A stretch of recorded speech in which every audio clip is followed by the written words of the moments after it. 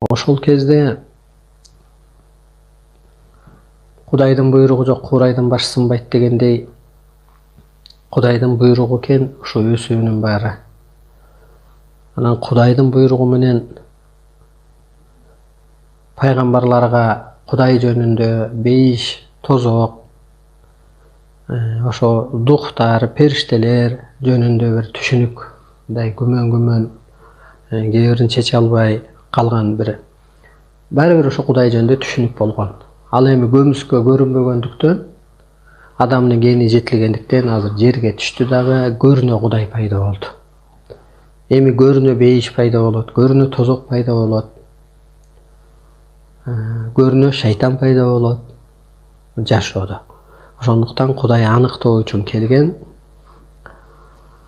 Анан ушу мен жаңы Кудай аталганым, Кудай мурун бир энергия болгон, азыр телоны кийгенде материяга айланып,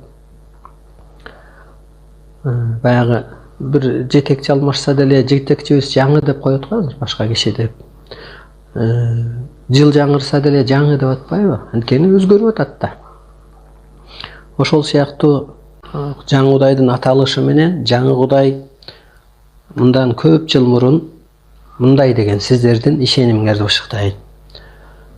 Бүгүнкү дүйнөнү бийлейбиз деп турган Америка акчасы менен, саясаты менен батышка аябай, батыш өлкөлөрүнө, Германия, Франция, Великобританияга влиять этип турган НАТОнун, ООНдун каржылоочусу, керек болсо негиздөөчүсү, дүйнөлүк бир 7 өлкөнүн бири болгон ушул Америкадан дагы, Россиядан дагы, Кытайдан дагы, жана Европа өлкөлөрүнөн дагы кыргыз кыйын баарынын башында турат деп айткан.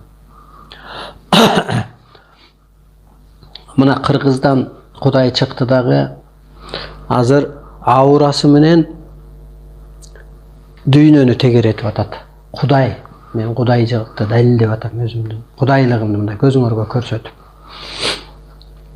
Ошондо ушу 3 өлкөгө условия койгон. Америка табиятты кароого алыш керек, табиятты сактап калуу үчүн күрөшүш керек. Болбосо Америкага куюн, вирус, булут, шамал ар кандай кырсык боло барат деп. Орус эли менден могу түндүктөн түндүк жалгыз экен да, бая жалгыз Алла дегендей.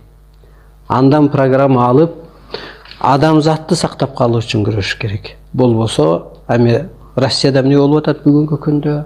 Согуш, экономикалык кризис, эли качып атат, өлгөн өлүп атат, дүйнө эли каршы. Кытай жөнүндө өзүңөр билесиңер, муну кызмат үчүн жаралган деп. Кайра бир адам катары карап келгенде деле Америка баш, Россия көкүрөк, колу бут бул Кытай. Россиянын ичинде Европа бар. Европа өлкөлөрү. Курсак жана башка болуп, Азия болуп бөлүнүп кете берет. Ошондо эле аны кайра адамды ким бар? Адам бир адам болсо, адамзат бир адам болсо, аны ким башкарат экен? Аура болуп, кайра эле ошо жаңы Кудай башкарат. Мына. Ишенбей атасыздарбы? Муну карап эми буга башыңар жетип ишенбесеңер, анда деңгээлиңердин дагы ылдый түшүп кеткени. Мен Кудаймын дедим.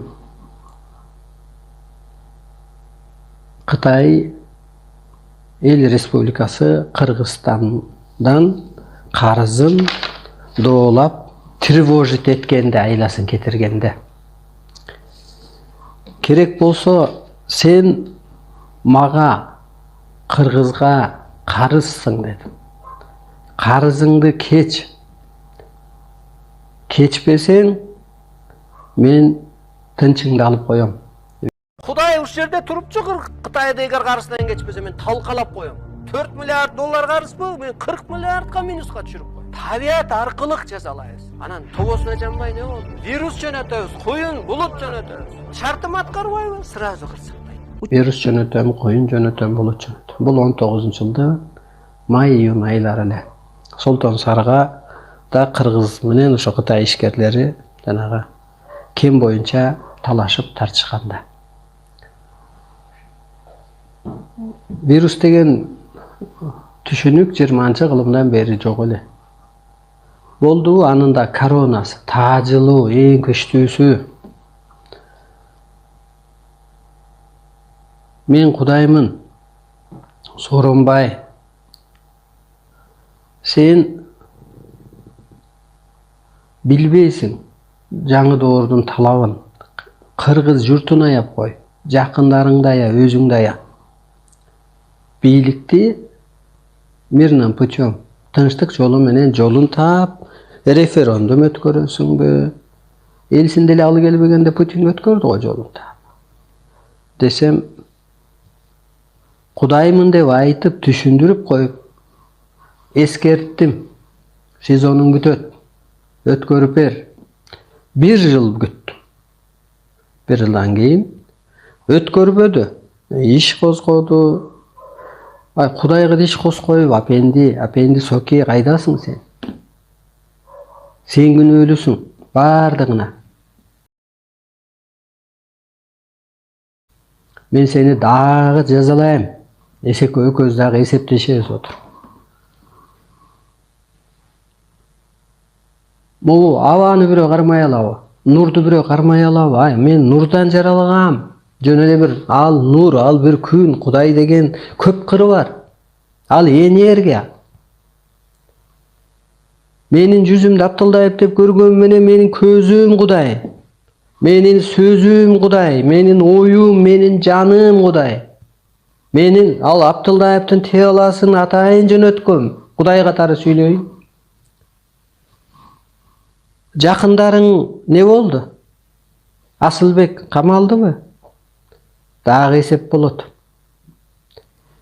Эл не болду? Сен не болдуң? Мечитке кире албай калдың. Жүзүң карарды. Эми бул эгер мен Кудай болбосом, анда менин сөзүм орундалат беле? Вирус барат беле? Мына мамлекеттерде тынчтык кетет беле?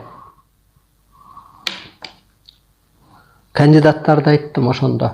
2011-жылы дагы, 2017 дагы, 2020 да айттым. Астыман чыкпагыла. Бул силердин ишиңер эмес, дедим.